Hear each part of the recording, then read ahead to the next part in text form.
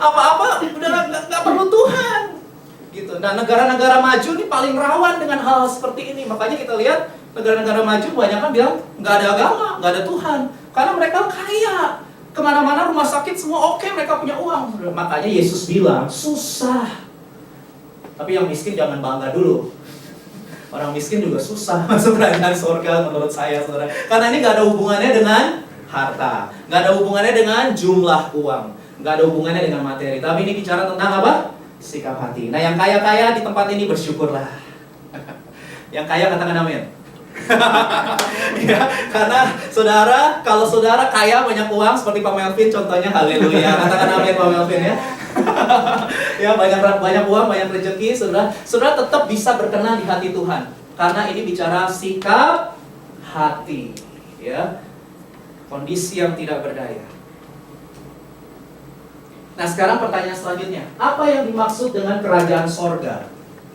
Nah, ya kan, orang yang tidak berdaya, orang yang merasa tidak berdaya dan hanya berharap bergantung kepada Allah, Yesus bilang kerajaan sorga adalah miliknya. Nah, saudara, saya coba jelaskan kerajaan sorga, ya, itu sama aja dengan kerajaan Allah. Kenapa Matius tidak mau gunakan nama Allah di Injilnya? Karena Matius orang Yahudi. Orang Yahudi itu takut panggil nama Allah, saudara. Jadi diganti dengan kata sorga.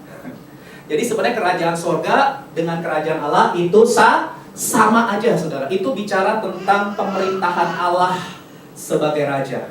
Tadi gembala pembina kita sudah nyanyi. Engkaulah Tuhan, Engkaulah Raja, berdaulat atas hidupku, ku berserah penuh.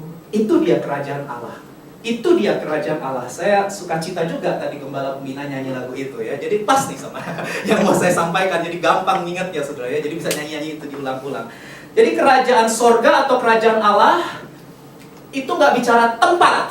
Kalau sorga itu tempat. Tapi kalau kerajaan sorga itu bicara tentang pemerintahan Allah dalam hati seseorang. Jadi itu bisa terjadi sekarang nggak? Halo? Bisa terjadi di tempat ini nggak? Halo?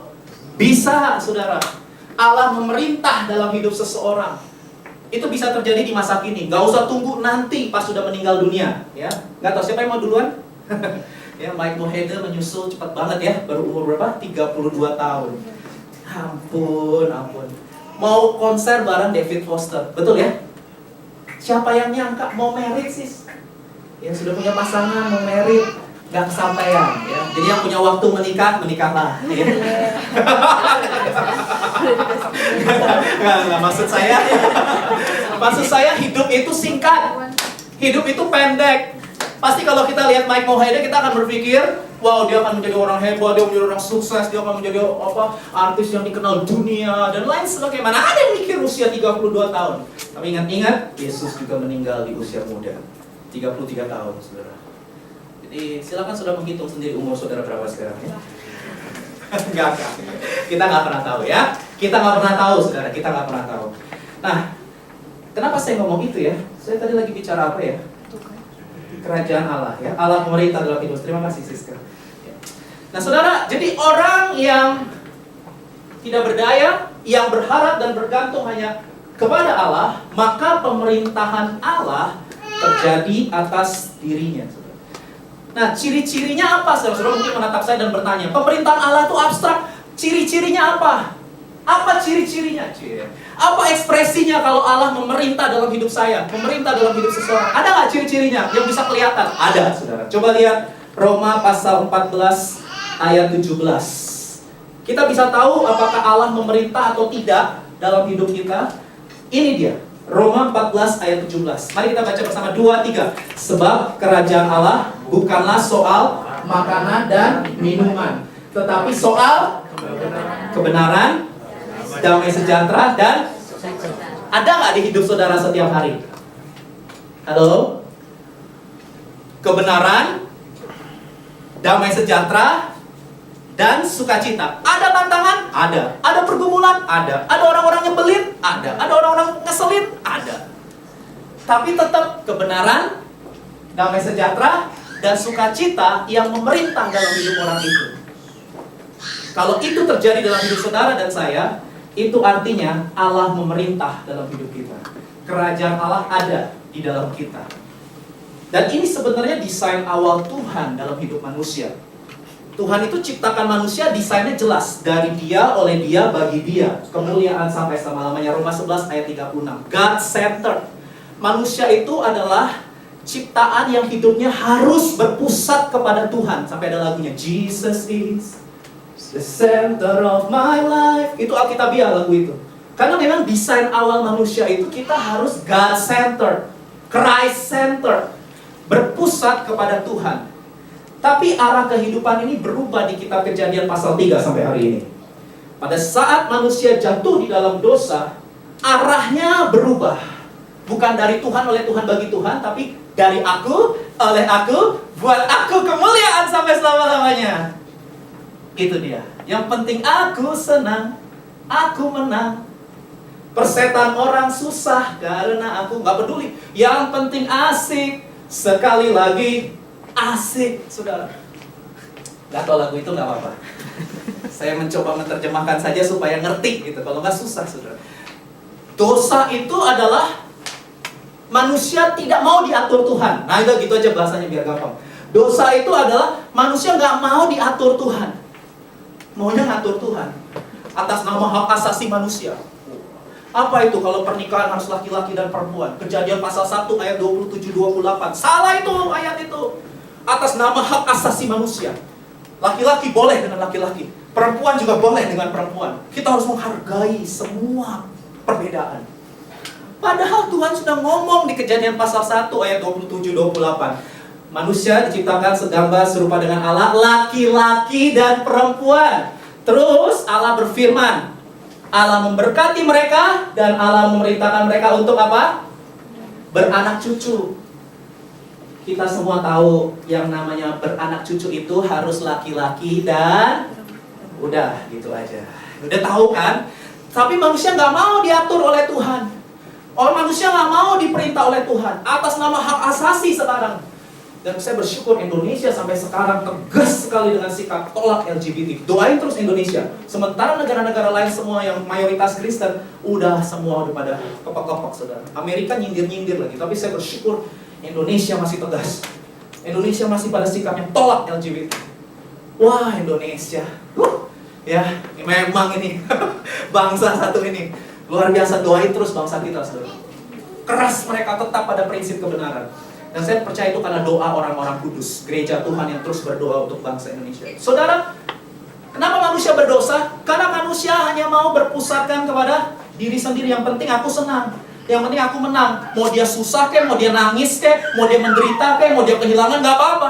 Yang penting aku banyak duit, yang penting aku kaya, yang penting aku bisa ambil semuanya. Nah itu dia, dosa selalu selfish. Saya gak pernah tahu ada dosa yang mau berkorban untuk kepentingan Tuhan dan orang lain. Ada? Gak ada. Dosa itu selalu mengorbankan orang lain untuk kepentingan sendiri. Gak pernah ada orang berdosa itu untuk kepentingan Tuhan atau kepentingan orang lain. Sudah gak ada. Dosa selalu karena kita mementingkan diri kita sendiri. All sin is selfish. All sin, sebut semua dosa. Sebut. Keserakahan, percabulan, iri hati, perzinahan. Sebut semua, akarnya apa sih? Daging kita, happy, yang penting happy, nah, kan happy-nya happy dunia, saudara. Nah itu yang ngeri. Yakobus pasal 3 yuk, pasal 3. Yakobus pasal 3. Musuh dari kerajaan Allah bukan setan. Musuh dari kerajaan Allah adalah kerajaan ego. Nih loh, gue nih bahasa Jakartanya nih, aku nih. Itu yang paling susah, saudara. Kalau setan, orang kerasukan setan ditengking dalam nama Yesus, setan keluar. Tapi kalau manusia kedagingan, manusia serakah, ditengking pakai apapun, gak bisa, saudara. Karena memang bukan setan yang memerintah dalam hidupnya, tapi egonya. Dan itu adalah sumber dari kekacauan dan segala macam perbuatan jahat. Saya bacakan Yakobus 3 ayat 14-16. Jika kamu menaruh perasaan iri hati, apa sih iri hati? Gak senang lihat orang lain? Senang, tanya sama sebelah.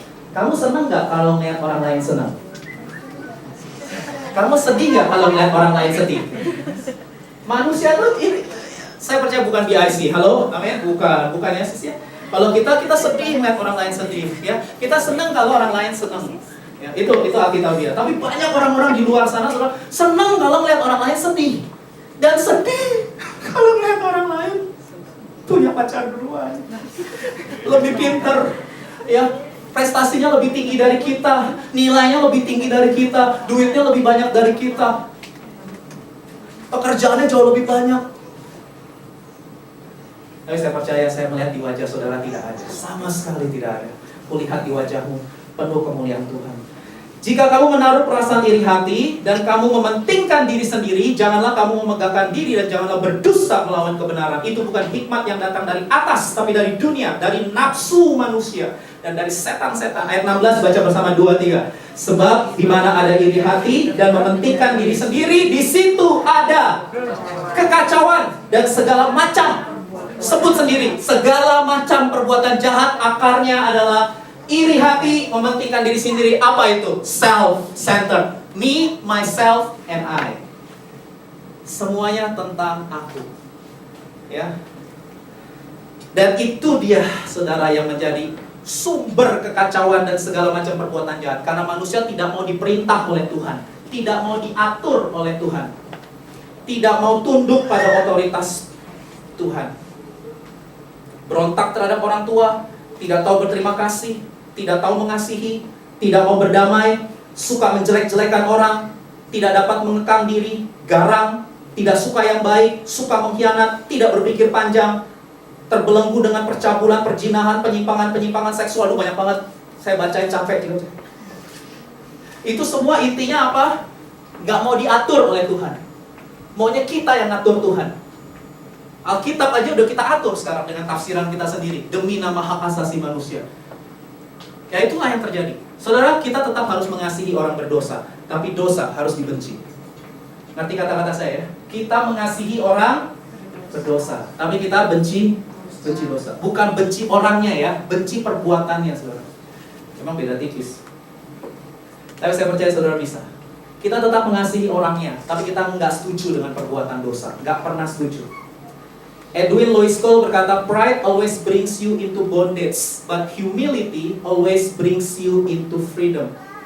Kesombongan selalu membawa kita kepada keterikatan, tapi kerendahan hati akan membawa kita kepada kebebasan.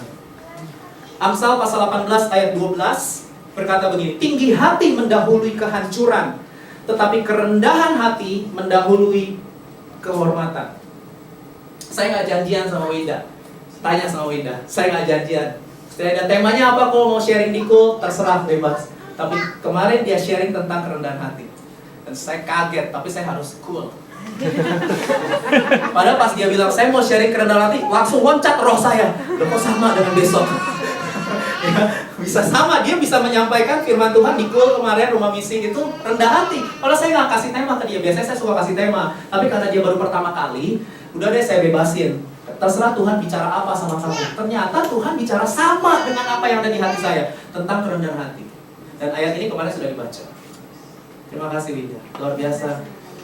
Kita semua diberkati sampai jam 10:30 malam pulangnya. Karena revival terjadi di rumah misi. Winda khotbah 1 jam, saudara ya. Saya aja khotbah nggak sampai sejam, dia sejam. Itu kertas sampai 5 bolak-balik kertas itu, sessionnya banyak sekali kemarin ya. Dan kita semua dilawan Tuhan, saudara ya. Luar biasa Winda, sekali lagi puji Tuhan. Humility, ada sebuah quotation berkata, humility leads to strength and not to weakness. Ini kebenaran saudara. Bahwa kerendahan hati memimpin orang kepada kekuatan. Orang yang rendah hati adalah orang yang kuat. Nah cuman dunia kan sudah jatuh dalam dosa. Dibalik, dunia kasih kita paradigma atau belief system yang terbalik dengan Alkitab. Mereka akan bilang ini, orang rendah hati itu orang lemah. Hari gini rendah hati, injak-injak orang, tahu? Ya, kamu udah direndah-rendahin, kamu udah dicemooh, kamu udah dijelek-jelekin. Masa kamu harus mengasihi? Hari gini mengampuni. Tong. Ya, dunia selalu membalik apa yang firman Tuhan katakan. Dunia ngajarin apa? Jangan mengaku salah, salahkan selalu orang lain. Karena orang yang ngaku salah itu orang lemah. Orang yang duluan minta maaf, orang yang duluan negor, itu orang lemah. Jangan mau jadi orang lemah. Kamu pria sejati. 1, 2, 3, yes. Pria sejati pantang minta maaf, apalagi sama wanita, makhluk yang lebih lemah. Bukan terjadi di sini ya, saya lagi ngomongin filsafat dunia. Pantang seorang pria itu minta maaf. Pantang seorang pria itu mengaku salah. Wanita tuh iya, harus. Tapi pria, ciptakan pertama oleh Tuhan, dipercaya sebagai raja, imam, dan nabi. Pakai ayat lagi saudara ya. Jadi banyak sekali keluarga-keluarga yang menderita karena prianya sombong sekali. Tidak pernah mau mengaku salah. Selalu yang salah adalah orang lain. Itu pria memang, tapi itu pria yang belum lahir baru, belum ketemu Yesus. Tapi kalau pria sudah ketemu Yesus, pasti bisa merendahkan diri, karena Tuhannya lebih dulu merendahkan diri. Amin, pria-pria biasa. Kok nggak ada yang amin? Ya, saya ngamatin di jemaat ini dinamika, termasuk saya sendiri yang khotbah, saudara ya. Saya sendiri juga banyak meleset-meleset di area ini, karena memang egonya saya gede, harga diri saya gede, saudara. Kalau udah ketimpa konflik aja, apalagi konflik dengan orang yang sama gitu, misalnya Mas Susan gitu ya, sama. Aduh, ya pertama kali sih minta maaf saya masih oke, tapi kalau udah berkali-kali masa gue lagi yang harus minta maaf. Kadang-kadang saya curhat nih, saudara. Kadang-kadang gemes juga gitu. Tapi saya pernah lihat di YouTube, saya lupa itu di mana. Saudara nanti mungkin bisa bantu saya. Ada anak muda mau merit, dia ngomong sama papahnya, "Pak, saya mau merit." Ada nggak yang tahu ya pakai bahasa Inggris? "Pak, saya mau merit. Apa ya Pak rahasianya pernikahan yang bahagia?" Terus papanya bilang gini, "Bilang dulu minta maaf." Loh, saya nggak bilang minta maaf. Rahasia pernikahan bahagia, say sorry. Kok say sorry sih Pak? Saya tanya rahasia pernikahan bahagia itu apa? Coba ngomong minta maaf. Ih, si Papa nggak ngerti ya, itu di videonya gitu. Papa saya nggak bilang, saya tanya rahasia pernikahan bahagia apa kok? Saya kan nggak ada salah, Papa nggak ada salah, kenapa harus minta maaf? Coba ngomong dulu, minta maaf. Akhirnya anaknya ngomong, "Maaf, sudah. Kamu sudah belajar rahasia pernikahan bahagia." Saya lihat di YouTube, saudara. Gak anaknya ngerti. Maaf itu kalimat kata yang sangat penting dalam relationship. Itu penting, itu penting sekali saudara, kata maaf. Ya. Maaf, mengaku salah, minta maaf. Dan bukan hanya minta maaf, tapi memberi maaf. Itu juga orang yang hebat, saudara. Banyak orang yang nggak mau memaafkan. Tidak ada maaf bagimu. Nggak ya Win ya? Nah, kalau saya lihat Winda mah selalu mengampuni, selalu mengasihi. Betul ya Win? Rendah hati dia. Makanya kemarin pas khotbah itu sampai gemetar tangannya, karena itu hidupnya dia. Dia sedang mengkhotbahkan apa yang dia hidupi, sampai gemetar tangannya. Mungkin grogi ya, tapi selain grogi, kata-katanya itu indah. Cuma karena grogi memang meleset-meleset dikit, tapi saya lihat, wow, gitu ya. Saya lihat ini dia sedang mengkhotbahkan apa yang dia jalani dan hidupi, saudara. Itu penting. Orang yang berani mengaku salah, berani minta maaf, berani memberi maaf kepada orang lain, berani menegur lebih dulu, itu adalah orang yang kuat. Kenapa? Karena dia berhasil mengalahkan sombongnya, dia berhasil mengalahkan egonya, dia berhasil mengalahkan gengsinya, dan itu orang kuat. Kalau saudara ketemu pria seperti itu dan saudara belum menikah, nikahi dia. Saya jamin saudara wanita-wanita bahagia. Iya, kalau yang wanita belum married ketemu begitu, ya. Saya kalau Henry udah duluan. Udah ada yang punya, saudara ya. Tapi bagi yang lain, yang pria juga begitu. Kalau ketemu sosok wanita, mungkin tampangnya biasa aja, pas-pasan gitu ya. Tapi hatinya ya rendah hati dan lain sebagainya, nikahi dia saudara. Cepat. Karena kalau nggak sekarang sudah dilewatin orang lain. Kalau cowok ganteng, cewek cantik mah gampang pakai itu. Stefani paling tahu lah gimana caranya membuat hidung jadi mancung, jadi cantik, jadi tapi apa artinya saudara cantik, ganteng, kaya, tapi rumah saudara neraka? Nanti kita mau masuk open house, kita mau doain supaya rumahnya itu rumah sorga ya. Ya apa artinya bangunan megah, bangunan mewah, tapi tiap hari berantem terus ya. Saya percaya enggak, karena Pak Melvin ini godly man ya. Jadi saya percaya rumahnya pasti sorga. Jadi kalau saudara mau tahu surga neraka ngerasainnya kapan? Gampang saudara, menikahlah. Pada saat saudara menikah, saudara bisa tahu sorga dan neraka itu seperti apa. Kalau saudara menikah dengan orang yang tepat, sorga. Kalau menikah dengan orang yang tidak tepat, neraka. Jadi sorga neraka nggak usah tunggu nanti kalau meninggal. Sekarang juga bisa, menikahlah. Baru saudara bisa ngerasain. Karena tiap hari ketemunya bagaimana ya. Saya nggak bisa banyak khotbah ini karena belum pengalaman ya. Pak Melvin akan sharing di ibadah kita ya. Oke, saya akan segera selesai. 1 Petrus pasal 5 ayat 5b berkata, saya undang Henry untuk maju ke depan. Dan kamu semua rendahkanlah dirimu seorang terhadap yang lain, sebab Allah menentang orang yang congkak, sombong, tapi mengasihani orang yang rendah hati. Dalam NIV dikatakan, God opposes the proud, but shows favor to the humble. Dalam terjemahan King James Version dikatakan, God opposes the proud, but gives grace to the humble. Saya ngeri loh sama kalimat ini. Allah menentang. Jadi kalau saudara sombong, saudara memposisikan diri saudara sebagai musuhnya Tuhan. Saya nggak berani deh kalau begitu. Kalau kita sombong, kita sedang memposisikan diri kita sebagai musuhnya Tuhan. Nah, kalau saudara musuhnya Tuhan, siapa yang mau bela saudara? Jadi hati-hati. Tapi kalau saudara rendah hati, ada favor. Favor itu apa? Perkenanan. Ada grace, ada anugerah. Grace and favor will follow you. Akan terus mengikuti saudara. Berapa banyak dari saudara yang mau perkenanan Tuhan dan anugerahnya mengikuti saudara kemana pun saudara pergi? Bilang sama kanan kiri, belajar rendah hati ya. Belajar rendah hati saudara. Karena Tuhan suka orang rendah hati. Kerendahan hati selalu menarik perhatian Tuhan. Magnetnya Tuhan itu gampang. Kalau sudah pengen magnet, pengen Tuhan itu langsung deket gitu, rasa rendah hati aja. Ini soalnya sifatnya Tuhan. Ini sifatnya Tuhan. Tapi semakin suruh sombong, merasa diri paling benar, paling pintar, nggak mau ngalah, nggak mau, nah, itu jauh dari hadirat Tuhan. Jauh dari hadirat Tuhan. Karena itu bukan sifatnya Tuhan, saudara. Dan kerendahan hati itu selalu membawa ketenangan. Yesus bilang gini, kalau kamu pengen tenang, belajar padaku. Aku lemah lembut dan rendah hati. Jiwamu pasti mendapat ketenangan. Kenapa orang nggak tenang? Karena dia nggak terima direndahkan orang lain. Dia nggak terima dimarah-marahin orang lain. Dia nggak terima ada orang lain kasih dia kritik. Dia nggak terima ada orang lain kasih dia teguran.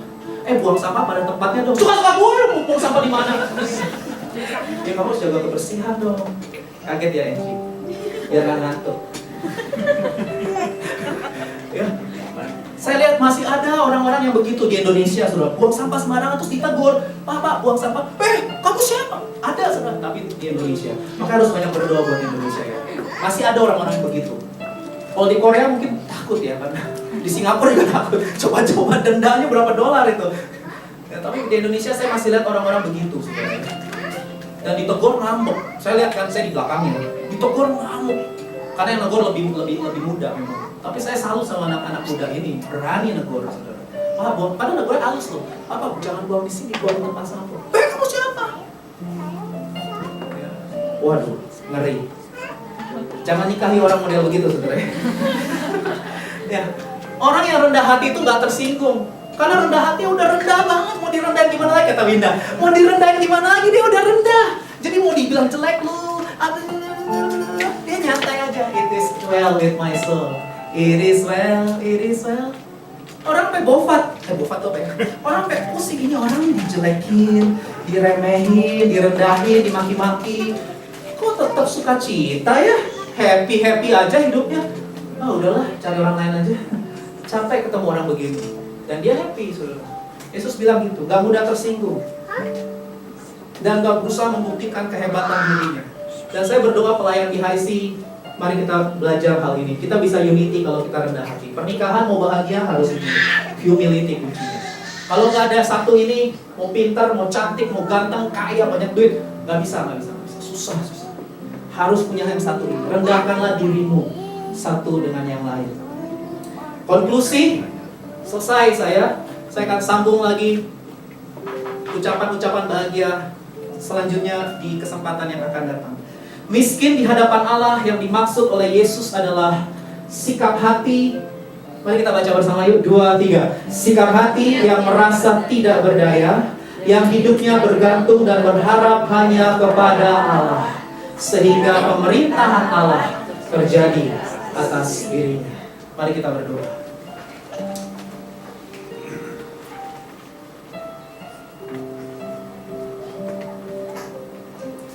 Berikan ku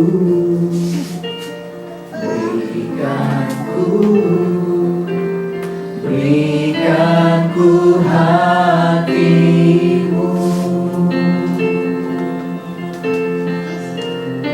Berikan ku hati, berikan ku hati seperti hatimu yang penuh dengan belas kasihan. Berikan ku mata seperti matamu, memandang tua yang di sekelilingku. Berikan ku tanganmu untuk melakukan tugasmu. Berikan ku kakimu melangkah dalam rencana. Berikan ku,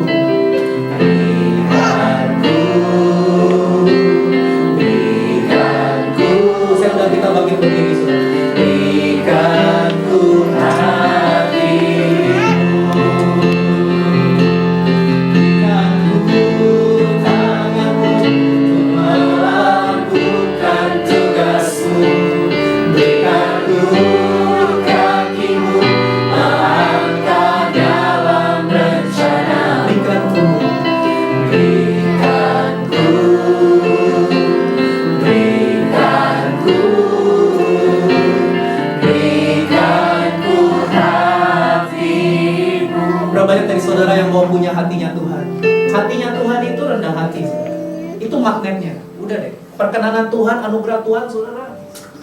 Itu magnetnya, kerendahan hati. Tuhan suka dengan orang-orang yang rendah hati. Mari, saudara yang mau taruh tangan kanan saudara di dada. Bapak, aku berdoa untuk setiap jemaat yang menaruh tangan kanan mereka di dada.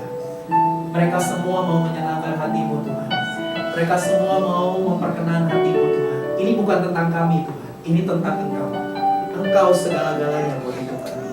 Ampuni buat setiap kesombongan kami Tuhan. Ampuni Tuhan. Kami betul-betul gak tahu apa-apa, gak bisa apa-apa tanpa anugerah-Mu Tuhan. Kami gak berdaya tanpa anugerah-Mu Tuhan.